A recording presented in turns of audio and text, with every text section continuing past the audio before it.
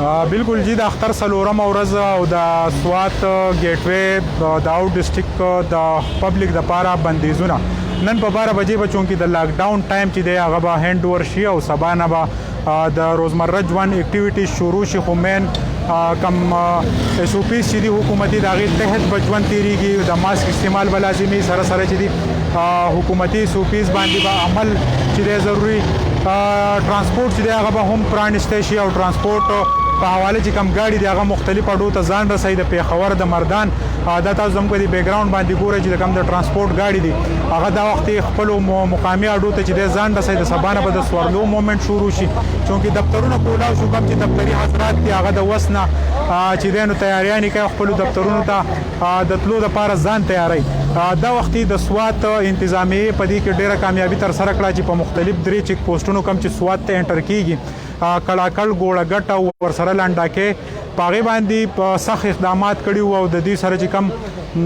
دوی میډیا کمپین چلولی او د ټورستو لپاره چې یاره د لاکډاون دا 16 تاریخ ورسره د شپې د 12 بجو پورې به مکمل بندیزونه وي نو په دې کې انتظامیه کامیاب شوه کم چې په خفیه لارو خلکو مومنټ کړی کالام او مختلف سیلګریز سیمو ته رسېدلي نو د هغې د وجې نه چونکې هوټلې بندې وي هلته کې هم یو لوی هجوم یو پریشاني جوړه شوې وه خو د سبا دپاره به د هر څه کولاوېدو دپاره د پبلک دپاره یوه لویه خوشخبري ده خو د کور نه د راوتو سره سره د ماسک استعمال چې دی به لازمي او حکومتي کم قوابط ضوابط چې دي په هغې باندې به عمل د سختۍ سره کیږي د کیمرامین عزت حسین سره سهیل باچا لنډاکې چیک پوسټ سوات وچلو